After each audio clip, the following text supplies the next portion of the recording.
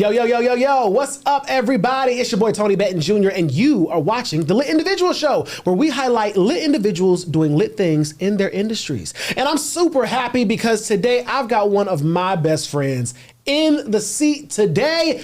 Ladies and gentlemen, give it up for the one and only Brooklynne Hart.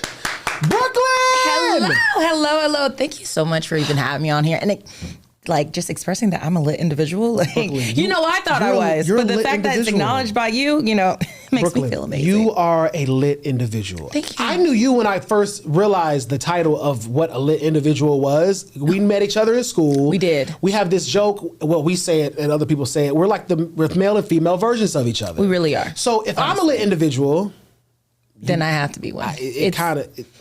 It's only right. It's only right. Almost impossible. Really. Brooklynne, how you doing? How you feeling? You look good. Thank you. I'm feeling great. I'm so excited to actually have this opportunity to be here with you because we're just so close. We're just friends. Yeah. And to be able to be here and talk just like old times, I'm excited. I'm just happy you got me here. Yeah. Even though it got me driving to Florida. And I know you are, because you live in Egypt, and then we came down here to Antarctica. So if you're from Atlanta, you'll get a reference. Yes. So Brooklynne, I mean, you have a lot going on. You are a busy young lady. I do. We met in college. Yes. I think that's a good place to start. We met in school, Georgia State. Shout out to Georgia State University. The real GSU. The only GSU, really. Honestly. It's on the website. You can check. Yep. Google it. We met through Georgia State. And we have gone through classes together. Yes. We had a web show together. We did. We have traveled together. Yes. We lived in New York. Not necessarily together, but at the same time. Basically. You know my family. I know your family. I love it. So we're talking about a lot of great things today. Yes. But before we get to college, I want to go back to GCO. I want to go back to who Brooklynne Hart is, where Brooklynne came from. The net. I want to go back to the net, Gwinnett, Georgia, right? So tell me, just growing up, who was Brooklynne? Were you a loud kid? Were you a shy kid? You're a big sister. Talk to me about who was Brooklynne growing up in GCO. Oh, okay. Yes. So growing up in Gwinnett, it was its own world, I would say. And it's very different. Gwinnett, when I was growing up, to Gwinnett now is very different. When I was there, it was a primarily Caucasian society, I will say. It was a pretty good mix, but I would say it would be more like a 70-30 type You mixture. were the minority. Yes, I was the minority. Okay. My parents were very involved in school. My mom was the president of PTA all through from kindergarten all the way through high school. She was extremely involved in all of my sports. She's the unofficial mayor of Gwinnett. Yes, they've asked her to be mayor of Grayson multiple times. At this point, she might as well be. I don't understand why, but she does everything else under the sun. So she was just like, I don't need that right now. I'm like, okay, girl, do you? But so growing up, I had a really great childhood. I had the childhood that you would see on TV, like kids outside sitting on that electric box, that green box. That's the green box? The green box, riding bikes outside. I wasn't an iPad kid like the kids now. I grew up playing sports, but when it comes to media, the way that I really got into it was my mom used to do the morning announcements at my school when I was in elementary school. And when you're a little kindergartner and you see your mom on TV, you think your mom is on TV. I was like, oh my God, my mom's famous. And in a sense she was, because she was very famous in our community. But I was like, oh, that's so cool. I want to do that. So after a while, she had me going on the announcements. And I was like, oh, this is awesome. So from there, I then became the anchor in the 5th grade, anchor in 8th grade, anchor in high school, and then pursued it in college. But that's where I got my start. So my mom was my unofficial first celebrity person that I wanted to be like. Oh, so, that's adorable. I remember doing the morning announcements in school. It was so much fun. It was so much fun. It's aside from just people knowing that you did the announcements, but just being able to be a part of that process. It was like your first introduction kind of to production almost, right? Yes. Yeah. First time I read a teleprompter. Really? Yes. Was it elementary school? Yes. Oh, wow. Mm-hmm. Yeah, they weren't playing over there. That's pretty cool. Yeah, it was read very slow, but we got it done. So was your mom your inspiration for journalism and media? Because I also know that you have another icon who you look up to. So talk to me about your just kind of, I guess, from your mom to I'll let you say her name. Okay. Who the inspiration is and how you began to find your inspiration for media. Because we have pretty much the exact same degree. Yeah. Journalism, I think public relations, and then entertainment media management. So no, mine was journalism. My minor was in sociology. So the study of people. Okay. And my concentration was broadcast. Okay. Yeah. So a little different, but very similar. Still journalism major, for sure. But yeah, my mom was really my first introduction to media, my first like big media star. But yeah, she was really my person who really got me inspired into it. However, I remember in middle school, I used to come home real quick because, middle school ended at like 4. Oprah came on at 4. I would go on, that's back when you had TiVo.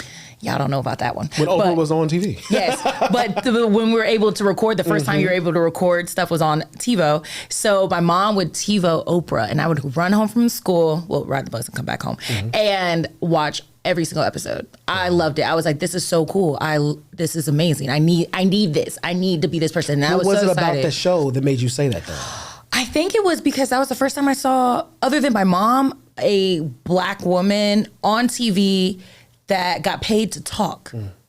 And for the longest, I didn't know what my talent was. Like, I was like, I didn't think that I had a talent. Like, I grew up doing pageants, and little sidebar, I grew up doing pageants, and I would never enter the pageants that had talent as a requirement, only an option, because I never knew what my talent was.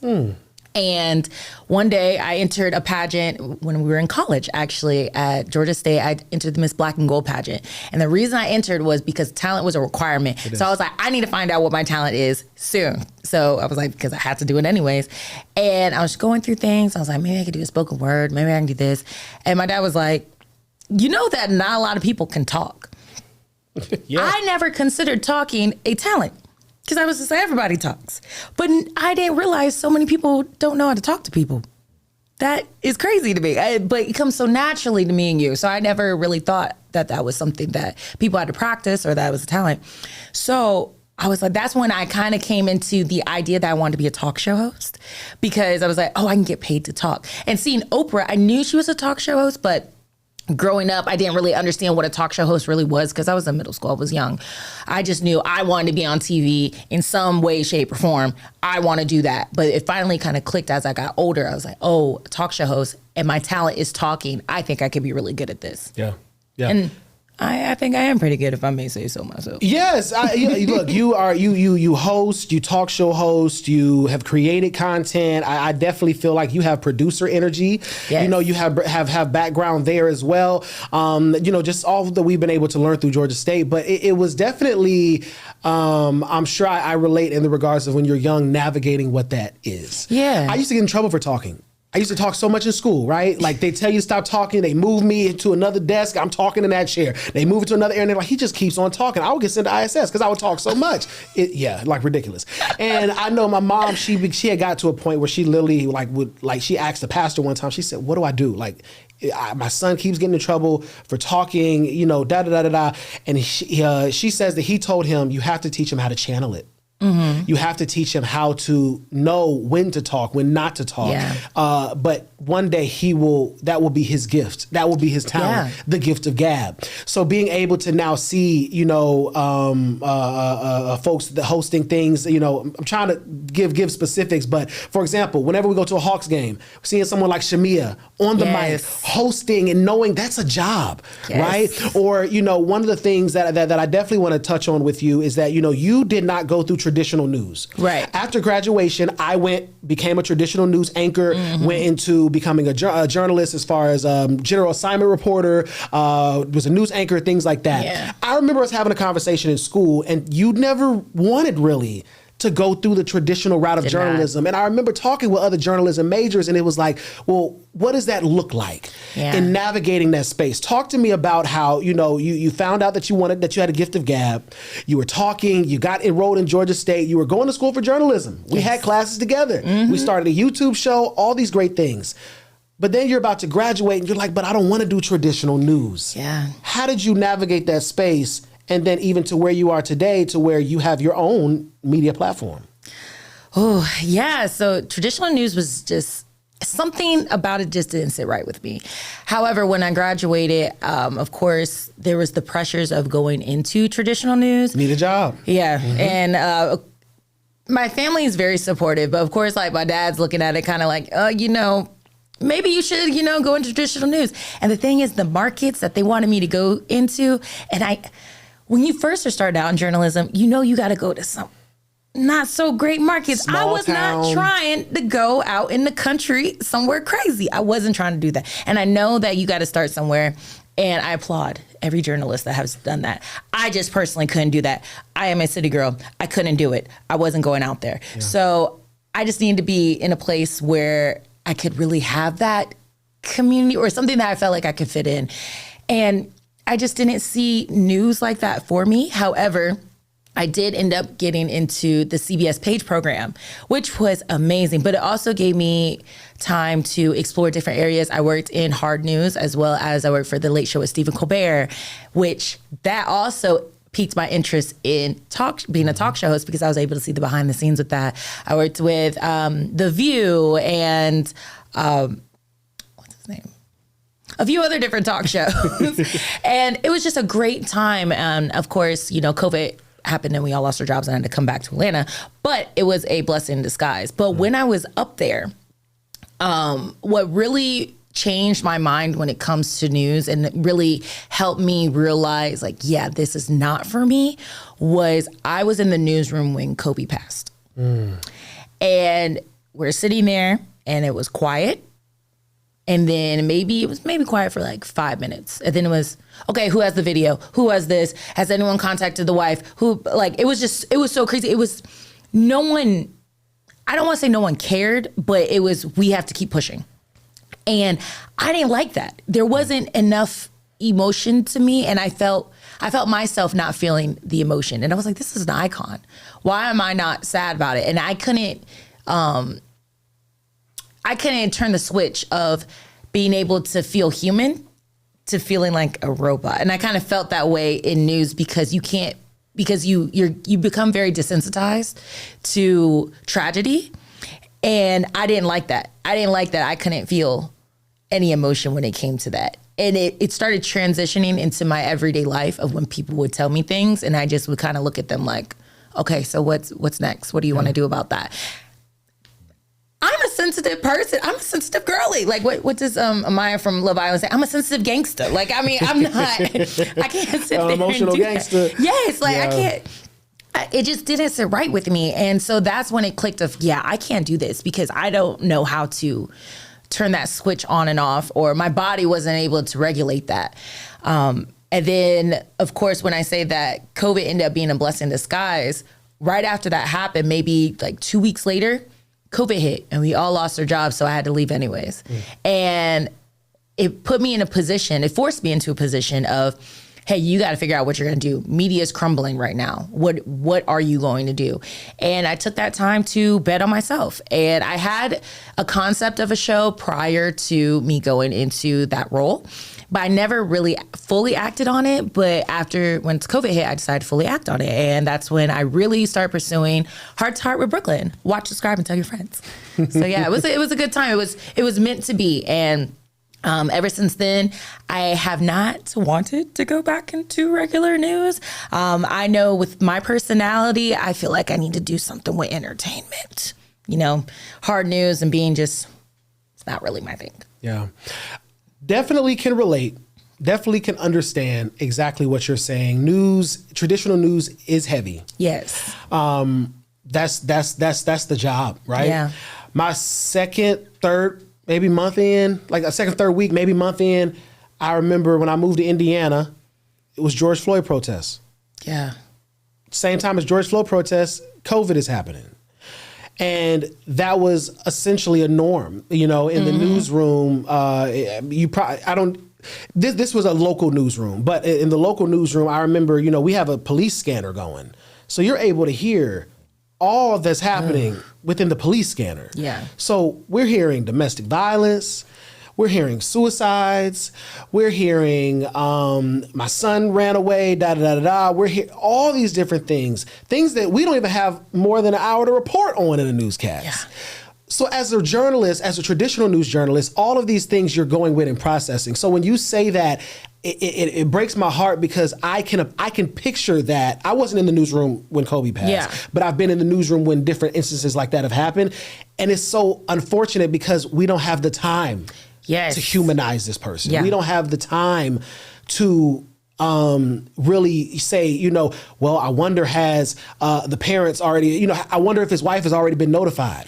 Right. Because that's the thing. It's like, okay, well, are you going to call and notify the wife by asking, do you know that your husband and your daughter just da-da-da-da-da? Or do we know that she knows and that the coroner or that whoever has told her, and that's still, you still got to get the story. I get that from the journalistic standpoint. Yeah. But it's very heavy. And I applaud even those who stay in traditional news, who have done news for 40, 50 years. Those who went imagine reporting on something like a 9/11, but then you still are going to work and be there for the next couple of years. You still got to go to that same block that instance has happened. When I moved back to Atlanta, I said I didn't want to do traditional news in my home because I didn't want to be reporting on who was getting shot, stabbed, what the president was doing with that land, and all these things in my hometown. Yeah, and Atlanta's small, so the likelihood of you being able to report on somebody that's what gets tough. And the world that we live in is just insane right now. That's a strong possibility that could happen. And I didn't want to have to deal with that. So with coming back, I was glad to get that experience. But I said, look, and I can relate to what you said in the regards of, we're in Atlanta. Like, why move to a small town and try to look for these other opportunities that's not traditional news when most likely any and everything I'm going to need right now and in the future is right here in Atlanta, Georgia. Like we had at the time, hate to say that, the CNN Center. You have TBS before, Warner, before all these changes. Turner. All these last years, the internships was here. Yep. So that's why I was even like, okay, well, I could go somewhere else to with these great programs, a UGA, a Kennesaw, all these great journalism programs, but the opportunity is across the street in the biggest university in the country. The graduates more black people than any HBCU in the country. Yeah. Georgia State was the place to be for what we wanted to do. And it's crazy you say that because that actually influenced my decision to go to Georgia State because I was highly against going to Georgia State. Really? For the longest. And a lot of it had to do with, I felt like everybody went to Georgia State. That was the big thing. Everyone at my high school, at Grayson High School, they either went to Georgia State, UGA, or Clemson. Or Florida State. Those were, or Alabama. Those were the main. That was mainly it, or Georgia Tech. So it was just like those were the main schools that you just knew that's where most of the kids go to. And I was like, I refuse to go to college and run into the boy that was in my fifth period. I refuse to do that. I just did not want to do that. However, a lot of people who I talked to who are already attending Georgia State was like, you won't run into those people. Georgia State is too big. You're not going to run into those people. And you know what's crazy? I only ran into the people I wanted to run into. All the other people I went to high school with, I might have saw them one time, and that was like later on where I was just walking down the street. I'm like, hey, I remember you. But what was it that you said really made you say, I want to, because you seem to be like, I'm not going at all. Right. But then it was something that gave a whole 180 that said, let me go to Georgia State. I took a tour. That was my biggest thing. I took a tour. That's the same thing for me. Really? Being on campus. I'm going to let you, please finish. Yes. So I took a tour because I was like, you know what? I'm not going to weigh my options out. Let me just take a tour. I took a tour, fell in love. And what really honestly sold me was the fitness center.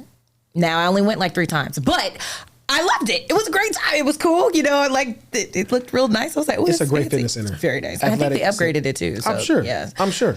But that, and then also I started really thinking of my future. And I was like, okay, same as you think about internships and opportunities. And I was like, okay, well, I could walk to the CNN Center from here. So I don't have to worry about driving. I don't have to do any of that. Like I was thinking of all these different options of things that would be more convenient.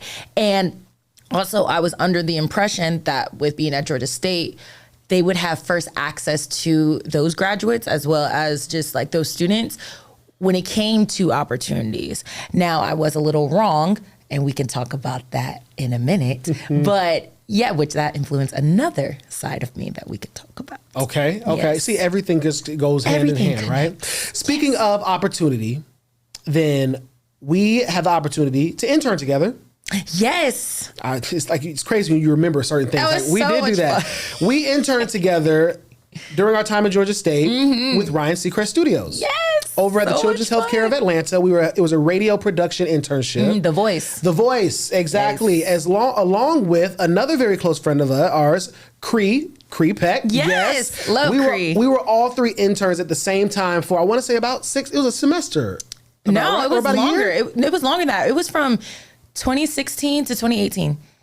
Because I have pictures from Snapchat. Isn't that crazy? Snapchat. Snapchat has no problem reminding you. Right. Snapchat came back though, but like, you know. What do you remember from that internship? Seacrest Studios. I think my favorite part was whenever the patients would come down and would like to participate in our podcast and our little talk show. I think that was a great time. But one thing that I do remember, I remember this one girl who was obsessed with 21 Savage. And she just was like, I love me 21 Savage. When is 21 Savage coming up here? I was just like, girl, what are you talking about? And, you know, this was back when, you know, he didn't have his locks and, you know, it was the whole, it's a knife situation going on. This was like young 21 Savage, yeah. Yes, when he was probably 21. And at the time, I did not understand the appeal.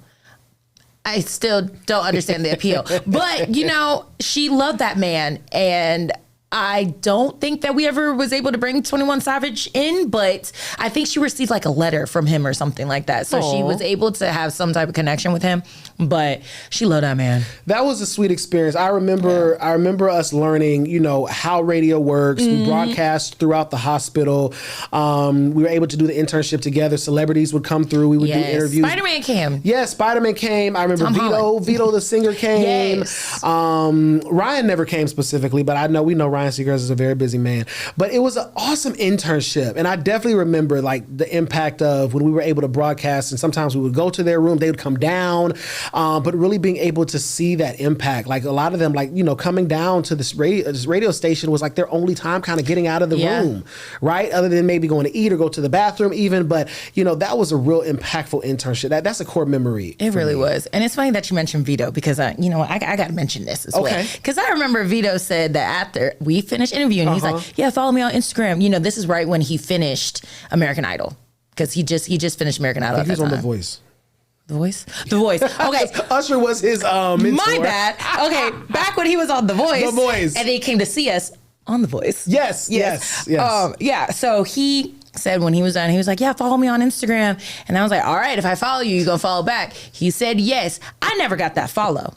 And I was upset about that because I was like, bro, you said you were gonna follow me. And then fast forward years later, I'm at an event, his album release party, and I get to interview him. And I told him, hey, you confronted him? I did confront him. I said, years ago, you told me to follow you on Instagram and you followed back. And you didn't. I'm just like, do you remember that? So what did he say? He was just like, he remembered the interview. He remembered the interview. You don't remember? I don't think you remember that part. And you know what's crazy? He still ain't following me back. Yeah, but it's okay because you know what? I'm gonna remember that, and soon later on, I may get that follow. Maybe even after this, I might get that follow. Maybe the message will reach. Maybe he was getting married. Maybe he was trying. He was trying to watch. I respect his wife is gorgeous. She was there at the event. They were matching. He's got his ladies anthem. You got it. So he was probably being respectful to his. He was. Fiance maybe at the time. I give him that. Let's let him. But if you get got 24 hours. By the time this message reaches his timeline. 24 hours, Vito. 24 hours. Oh, my gosh. Okay, Brooklynne, we talked about the internship. Now let's back up to the Brooklynne and T-Rep Show. Oh, my goodness. Core memory. Yes. So I think that was the only time I had a web series. I had been in web series, but Brooklynne and I co-starred and co-edited the Brooklynne and T-Rep Show. Brooklynne, what do you remember about the Brooklynne and T-Rep Show? It's so funny that we're bringing this up because I recently watched an episode. And because it's still on YouTube. The Halloween episode, when we were trying to carve those pumpkins. Break it down for people who didn't see it but will probably go watch it now. So basically, it was Halloween, so we decided that we were going to do a pumpkin carving contest between the two of us. And I don't know if it was we got old pumpkins or or what, but I just know that I guess they were a little slimy. Something was going on with them, so we put them in the freezer, to keep them a little harder. When I say, if you would have saw us try to carve these pumpkins, they're falling apart, they're frozen, they're cold, we're over here shivering. I think yours fell apart. It just fell apart. We couldn't even we wanted to put them on display. It was messy. And trying to do this all in a dorm room? Yes. We shot our show in the dorm room, in my dorm room. Yes. I want to say we were sophomore, junior. I think we were juniors. Yeah, it might have been juniors at the time. And we would shoot. This is probably episode 3, and we were making pumpkins, and it was the messiest thing ever. It was so bad. And they didn't come out right. And I remember that. I also remember we tried to scare people. We went around and ran around the dorms, and we would have somebody walk up and act like they was, come out and step out and do a question for social media street interview, and we'll give you $5. And they would step out the room, and Brooklynne and I had these masks on. Yes. We had these long fingernails, and we would jump and scare at them. Some people got scared. Some people cussed us out. Some people got mad. Some people weren't fazed. But we tried. We did. We attempted. We in case you don't succeed, but we tried, Try but I think the point was that was really our first, we wanted to be talk show hosts, right? We did, We wanted our own show, so what did we do? We created it. I hate we didn't continue because I feel like we had a short-lived run. We did. It was very short-lived. Yeah. We got in the finals week, and we had to... We were growing up and becoming adults. We were like, we got to cut this real quick. But Bravo, we TV, Zeus, whatever, they can, we can get a show. We're not going to be fighting. We're not going to fight each other. Pick us up. But we can have a good little show. We have good conversation. Oh yeah, we can yap. Yeah, we can yap. We'll fill up a whole hour. We really could. Now, with that being said, we have good conversations. Of course, we have real conversations. From, again, trips we've taken, times we've cried together. Yes. We've known each other over 10 years now. I know, is that crazy? Over 10 years now. We're old. We met in a group chat, I believe. Yes, the Georgia State, class of 2018 group chat. Yes, because everyone graduated in 2014, so we had a group chat. Oh, yeah, we graduated high school 2014, and we were in a group chat, and that's when we originally met each other. And that was dope. I don't know if y'all still have that for y'all going to college, but Group Me before college. Summer? You meet everybody. Woo, that was lit. Mm-hmm. But my point is, your last name is Hart. Yes. We have a lot of heart-to-heart conversations. We do. But that also goes into your brand, Heart to Heart, with Brooklynne. Tell me about, can I see the back of you got your phone? Yes, I do. See? Heart to Heart with Brooklynne. Look, it's a little version of me. I'm so cute. Tell me about Heart to Heart with Brooklynne. Yes, so Heart to Heart with Brooklynne. It is a talk show host where we It's a talk show where we talk about everything from social media to social justice with the emphasis on Black culture. So I try to show celebrities or people in a positive light, because I just feel like there's too much negativity out there. So if it comes from album releases, movie premieres, I do all of the red carpets, but I love to show people who look like us in a positive way, because there's too many outlets that try to destroy us and try to talk very negative of us. I don't want to be that person. Also, I don't want to hear about your baby mama. I don't care about what's going on with that. I want to know, what charity work are you doing? What do you got going on? Are you saving the children? What's going on? Tell me about those things that are going on in your life. Something other than gossip. Yes, I don't really like the gossip. I don't care for clickbait as much. It's great, but I just don't care for it as much. So I want to be that outlet where we can just sit down and have real conversations like this. And so you can really get to know the person, because I feel like there's too many people who idolize celebrities, but they don't realize that they're actual humans. They don't know who they are. They don't. So who are you? And that's why I have my tagline, let's have a heart-to-heart moment real quick. And then people can tell me the real, or we can talk about a certain subject. And I just want to talk about real news that they have going on. Yeah. I love that. And it speaks to also the platform, I think, of the Lit Individual Show, right? When you think about this goes back to, again, our similarities in believing, you know, that you have traditional news outlets, you have your gossip outlets, all of these other outlets that are dominating these different sectors. But one of the things we would always hear is, where's the positive news? Where's the news that I can smile at? Or, you know, we call it in traditional news, lifestyle and community. Yes. Entertainment-based news. The fluff. Exactly. Let it be the fluff. And I'll go and get an Emmy in the fluff, and I'll go and inspire someone to say, I'll fluff it up. Hello. We'll fluff it up. It'll be the fluffiest segment you ever seen. Like some marshmallows. Hey, look, not the marshmallows, but I think that's important to not. That's important to not forget about, is that, you know, we seen that there was a need for certain content, you know, that we can have a heart-to-heart conversation, that you can be a lit individual, and we can highlight what that looks like. And I think that when we have that passion for journalism, that's why we were able to do it, and to do it in Atlanta. We've done red carpets, we've done the premieres, we've done the grand openings, we've done the testings, we've done the soft openings, we've done all of these different things. But at the end of the day, you know, it's like we really enjoy this because it is news. You know, when the fact of the Michael movie, or the Bohemian Rhapsody, or King Richard, or whatever it is that is coming out, these are things that impact culture. You know, these are content pieces that move people, and I'm glad that we're able to report on that. So I applaud you with Heart to Heart. You know, I wish you all the success with Heart to Heart, and that you're able to continue to create content, and you are doing that through even the Hawks, right? Yes. So one of the many hats that you wear, I'm gonna let you tell exactly what you do, but you work with the Hawks, so I kind of wore this for ya. You know, we love the Hawks. They made it to the playoffs. They didn't go to the next round, but we love the Hawks. That was a tough loss. It was a tough loss. It's okay.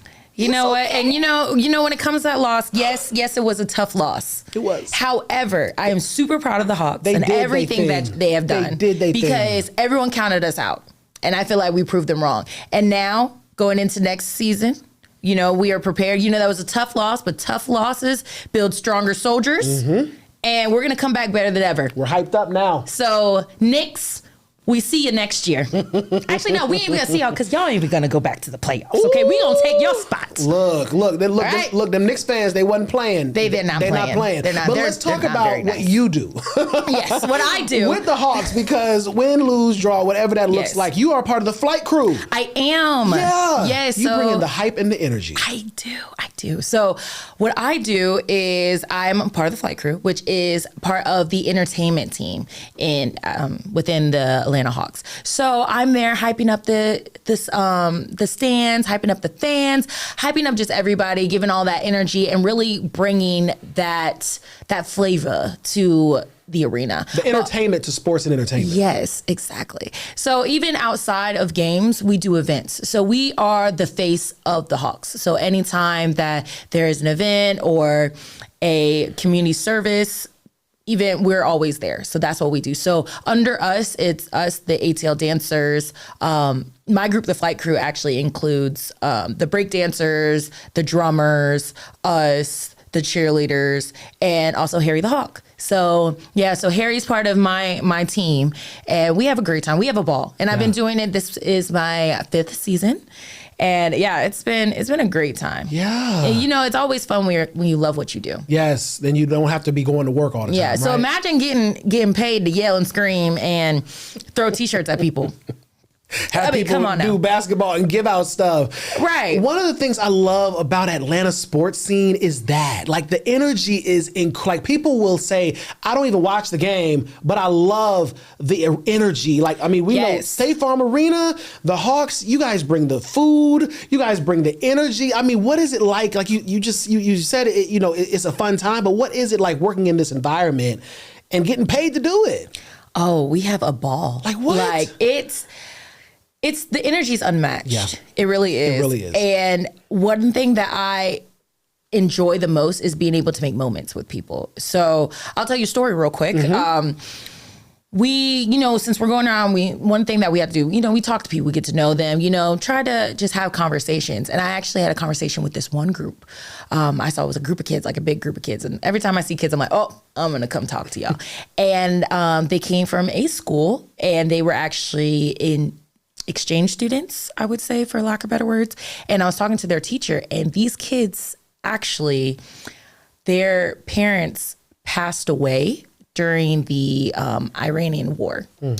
And so they were sitting here, and some of the kids actually weren't aware that their parents had passed, but they were sent here for safety.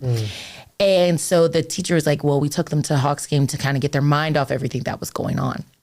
And that really touched me because I was like, you know, these kids are going through just tragedy, and some of them don't even know what's really happening in their home country. Or they know, but they don't know that like their parents might not be alive, or they might not be able to go back to their home country. So I took that to heart, and I was like, took that to heart. You see how I did that? And I was like, you know what? I'm going to do my best to give them the best time ever at the Hawks game. I was like, if anything, in this world of disappointment, we're going to make sure that they have a ball. So I actually found the cameraman and was just like, hey, I got a group of kids. I think it'd be awesome if you put them on the Jumbotron. And halftime, they put them on the Jumbotron. And those kids were having so much fun. They had their flag, and they were just really just amazing. And that really touched me because I was like, okay, I was able to help them have a little bit of happiness. And the teacher came to me and was just like, you don't know how much that meant to them, or how much that even means to us, because we are just in a loss right now. So being able to do things like that at the Hawks games, and like I have multiple stories like that I'm able to just be able to have conversations with people, and you never know what someone is going through. And the fact that sports can bring people together is amazing. And also with our entertainment team, we are the #1 entertainment team in the NBA. So just to throw that out there, 4 years running. So, you know, we do a pretty good job. You never know who you're impacting. You never know whose day you're about to make, whose life you're about to change, the exposure that you're about to give to someone. You know, every game that you guys have is someone's first game. Yes. Every game that you guys have, maybe someone's last game. And to know that even that group, you all were able to provide them an escape. Yeah. An opportunity to be able to go somewhere else for a couple of hours, to be able to smell some good food, whether they ate it or not, to be able to maybe catch a free shirt, catch a cow flying from above, or to be able to be on the Jumbotron. You know what I'm saying? To swag surf for the very first time. Like when I tell you that, you know, the experience that we get at a Hawks game is like no other. And I think that is why. Yeah. If you're saying that y'all are 4 years running as the best entertainment team in the NBA, we are. Then I see why. Because Atlanta, there's no place like Atlanta. There's no place that does it like Atlanta does it. And it's funny that you mentioned swag surf, because there was one game where we did not do swag surf, and it was only because we had a lot of other things going on in that game. We didn't have time to do it. I had a parent come up to me so mad. He was just like, why are you not doing swag surf? We come here to the games for swag surf. And I was like, I didn't know you liked to swag or surf. I was confused. But I was like, you know what, sir? I will take this up the ladder, and I will let them know that we will swag and surf every time at every game just for you. So you better be at every game. Yes. Hey, so far, ever since then, we've had swag surf. I was like, I don't want no more smoke with him. He was upset. He was not having that. Hey, look, you guys keep doing your thing. You guys keep being innovative, keep being creative, you know, and the Hawks continue to do their thing. Brooklynne, one of the things I do want to touch on before we begin to wrap up, you are huge on family. I am. You love family. I love you're a daughter. You're a big sister. Yeah. Talk to me just about what family means to you, because I mean now your little brother. He's not little no more anymore. Just with all that, your mom has been doing great things. Your dad has been present. Like, you know, like you've had a great support system. Talk to me about the Hart family. Yes, so my family's pretty cool, not gonna lie. Your family is cool. Yeah, I come from a very like nuclear family, like mom, dad, brother and a dog, like, you know, very traditional family. But my family growing up, it was, people used to compare us, and it's funny because we went on a cruise with like my family, but also my like entire family, like cousins and everything. And we got called the Black Kennedys. on the cruise ship. And which was crazy because I was like, what? I was like, okay, cool. But I was like, oh, I'll take the compliment. But yeah, so growing up, you know, family's always been close. Like always been close to my mom's side of the family, my dad's side of the family. My dad my dad's from Baltimore and my mom grew up in North Carolina. So I hung out growing up more so with my mom's side just because they were closer, but that didn't take away from my time that I hung out with my dad's side as well. But yeah, my family growing up, my mom was very, very involved in everything school related, but also sports related as well as my dad. So my dad coached my soccer team, but also my mom coached some of my soccer teams. My mom coached my basketball teams. My mom also coached my brother's basketball team. Like it was very, very, very much involved. Like I never have a moment where I'm like, my parents weren't involved. And which when I hear stories of people that don't have situations like that, I'm like, really? Like, because I'm like, that was never my reality. And my mom, she did all of this on top of being a flight attendant, which is crazy. So she's flying all over the world, but somehow has time to coach our teams, make the snacks, be the room parent, and be the president of the PTA. Like, I don't know how you do, and also the unofficial mayor of Grayson. So, and take care of your little brother and yes, all of that. Yes. So, you know, doing all of that, then my dad, he was like also like her rock of making sure like, okay, when you're out, he took care of everything. And even like when she was here, he took care of everything too. But just seeing that balance, and it's funny because like my mom, sometimes she used to think that she wasn't there as much. And I told my mom, I was like, Mom, I don't remember a time when you weren't here. I said, the only thing that I honestly remember, I remember picking her up from the airport one time. And when she came back, she brought me it was a white unicorn, like stuffed animal. That's all I remember. I was like, I do not remember you being on a flight. I remember you leaving to go to a flight, but I just don't remember you actually being gone. And that like made her whole day because she was like, oh my gosh, okay, good. Like, because I was like, I don't remember that part of my childhood. I just remember you always just being there, showing up and everything. And same with my dad. Like my dad really would step up whenever she was gone. And he used to do my hair when I was younger. Yeah. Girl dad. Yeah, but you know, back then, you know, YouTube wasn't as popular yet, or like people weren't making YouTube videos of like how to do. So he really tutorials. Didn't know what he was. Ponytails all off centered. Oh Lord. Yeah. Oh my God. But he would throw a good bow in there real quick, and you know. Dad was, and he was doing. That was the point. I just know that I was lucky I was cute. Because sometimes if I wasn't, you know, just leaning a little prop to the side. Okay, that's about your parents. And then lastly, Satchel. Yes, my brother, Satchel, who's named after Satchel Paige, the baseball player. My brother does not play baseball, though. He plays soccer. And my dad definitely was just like, what was happening there? Yeah, he didn't. My brother was not a fan of baseball. But yeah, my brother, he's awesome. We're 6 years apart. He's my only brother, my favorite brother at that. Yeah, I love him. We're very similar because our birthdays are also close together. He's December 9th and I'm the 14th. Yeah. So we have similar personalities. But in certain areas, he's more of an extreme version of me. Like I'm more, like he's very calm and I'm more, hey, you know, so that it's just like, it's very different. Like he can get there, but not really. He's more calm. That's a perfect example of the male and female version of each other. Yes, that's literally, yeah. Because I'm definitely more like hype and he's just like, all right, calm down. Like it's all right. But no, he's cool. We've always had each other's backs. Anytime I needed something, he was there, and I always made sure I was there for him. And even everything that I do, I keep him in mind because I want him to know that no matter what, you could do whatever you put your mind to. And our parents did a really good job of instilling that into us. Like if I told my mom right now that I wanted to go cook chicken wings on Neptune right now, you know, in a bathing suit, she would be like, yo, let me know. Let's find a spaceship. You know, yeah. You want me to call NASA real quick? Like they're always prepared like that. So I want my brother to know like anything he does, nothing is unattainable. So that's why trying to do like my show. And even though it is not the traditional route, it's hard. It's very hard trying to do everything on your own and being independent. It's not easy. I think that it's worth it in the long run because you're able to do the things how you want to do it without having to deal with like the overhead. But getting there, it's not an easy process. And I try to tell people that, like I started a series on my Instagram called the Heartfelt Media Mentor, where I talk about everything, how to get into media without gatekeeping. And I try to give advice like that, just the real raw of, hey, listen, This is how you do it. Yeah. Or like, so people can kind of see my process as I'm going through it. So they can follow along and see my mistakes and stuff. Like, I don't mind telling you that, yeah, I tried to get in this event. I tried to sneak in and I got carried out by security. Like, that's fine. That didn't happen. But not yet, at least. Yeah. But, but yeah, so it's like, I try to do things like that. So when it comes to my brother, I just want him to know, like, you know, you can do it. Like, you see me doing it. I don't want you to think that you can't start a company. Like, you can't do that.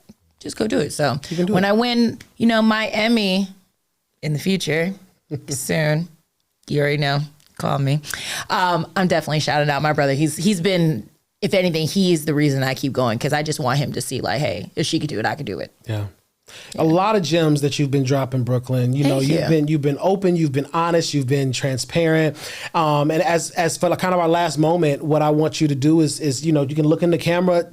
What advice would you give to someone watching right now? Whatever's on your heart. It might have been something that you've recently experienced, something you heard, something that you just feel you want to share.